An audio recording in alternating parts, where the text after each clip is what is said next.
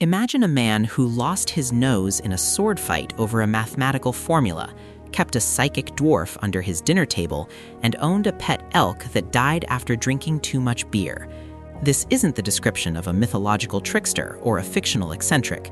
This was Tycho Brahe, the most important astronomer of the 16th century, and the man who arguably paved the way for the modern scientific revolution.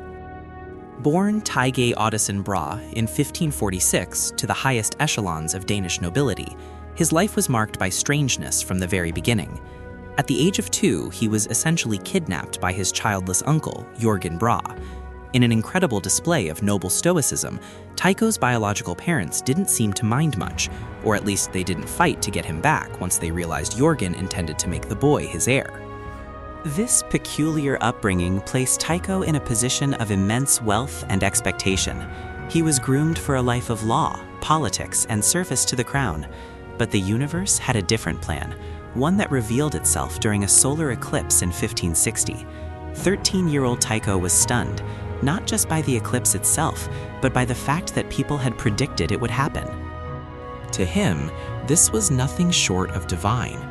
The idea that humanity could look at the chaotic sky and calculate the movements of the heavens with such precision captured his imagination and never let go.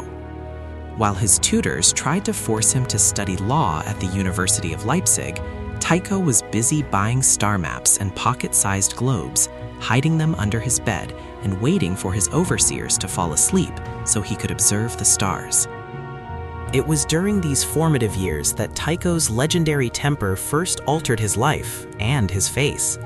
In 1566, while studying in Rostock, Germany, he got into a heated argument with a fellow nobleman named Manderup Parsberg.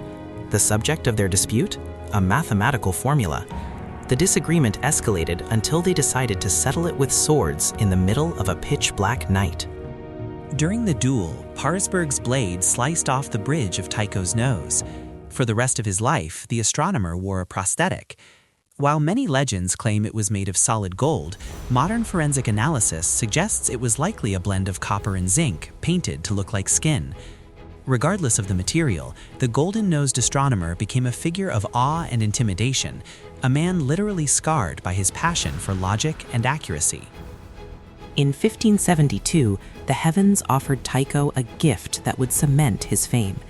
He observed what he called a new star in the constellation Cassiopeia.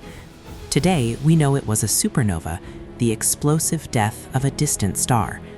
But in the 16th century, the prevailing belief, rooted in the teachings of Aristotle, was that the heavens were perfect and unchanging. If a new light appeared, it had to be an atmospheric phenomenon, something occurring between the Earth and the Moon.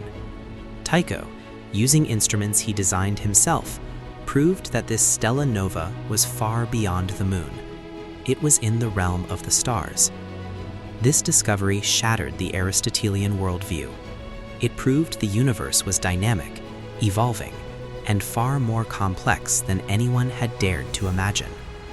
His fame caught the attention of King Frederick II of Denmark. Fearing that his star scientist might be lured away by a foreign court, the king offered Tycho an unprecedented deal: his own private island, Huvin, and the funding to build the most advanced research center the world had ever seen. Tycho called it Uraniborg, the castle of the heavens. It was part observatory, part laboratory, and part fortress. It even had its own printing press, so Tycho could publish his findings without delay. Uraniborg was the Silicon Valley of the Renaissance. Tycho was a micromanager who demanded absolute precision. He didn't have telescopes, they hadn't been invented yet, so he built massive, room-sized quadrants and sextants that allowed him to measure the positions of stars to within 1 minute of arc. Life on Haven was surreal. Tycho ruled the island like a benevolent, if eccentric, tyrant. He hosted lavish banquets where he would consult his court dwarf, Jep, who Tycho believed possessed psychic powers. Guests were often entertained by Tycho's pet elk, which famously met its end after tumbling down a staircase during a party where it had been given too much ale to drink. But behind the eccentricity was a mountain of data. For 20 years, Tycho meticulously tracked the movements of the planets, particularly Mars. He realized that the old models of the universe were wrong. The Ptolemaic system, which put Earth at the center, didn't fit his data. But he was also hesitant to fully embrace the Copernican system, which put the sun at the center, because he couldn't detect the stellar parallax, the slight shifting of stars that should happen if the Earth were moving. Instead, he proposed the Tychonic system, a hybrid where the moon and sun orbited the Earth, but all the other planets orbited the sun. Tycho's golden age on Heaven came to an end when King Frederick died. His successor, King Christian IV, had little patience for the arrogant, high-spending astronomer. After a series of bitter disputes over money and the upkeep of the island's chapel, Tycho was essentially forced into exile. In 1599, he arrived in Prague, where he was appointed imperial court astronomer to the Holy Roman Emperor Rudolf II.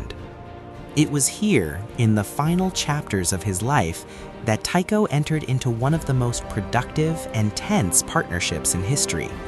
He hired a brilliant young mathematician named Johannes Kepler. The two men were polar opposites. Tycho was a wealthy aristocrat, a master observer who valued data above all else. Kepler was a poor, visionary mathematician who wanted to find the secret geometric harmony of the universe. Tycho guarded his data like a dragon guarding gold, only giving Kepler small fragments at a time. He knew Kepler was smart enough to use his observations to prove his own theories, and Tycho wanted his own legacy to remain paramount. The end came suddenly in 1601. Following a royal banquet, Tycho fell ill and died 11 days later at the age of 54. For centuries, a myth persisted that his bladder had burst because it was considered rude to leave the table before the emperor. Later, darker rumors suggested he had been poisoned with mercury, either by a jealous rival, the Danish king, or even by Kepler himself. However, when Tycho's body was exhumed in 2010, scientists found no lethal levels of mercury. It's more likely he died of a severe kidney infection or a related ailment. On his deathbed, his final words were a recurring plea: "Let me not seem to have lived in vain." He did not live in vain. After Tycho's death, Kepler finally gained full access to the treasure trove of observations. Using Tycho's incredibly precise measurements of Mars, Kepler realized that the planets did not move in perfect circles, as everyone since antiquity had assumed. They moved in ellipses. This discovery, known as Kepler's laws of planetary motion, provided the foundation for Isaac Newton's law of universal gravitation. Tycho Brahe was a bridge between two worlds. He was a man of the Middle Ages, obsessed with alchemy and noble pride, yet he functioned as a modern scientist, insisting that theories must be subservient to data. He stood on his island, nose made of metal, looking at the stars with a clarity no one else possessed. He didn't just see the lights in the sky, he measured the pulse of the universe. He was the chaotic, brilliant, and uncompromising guardian of the heavens, who taught us how to look up and see the truth. Subscribe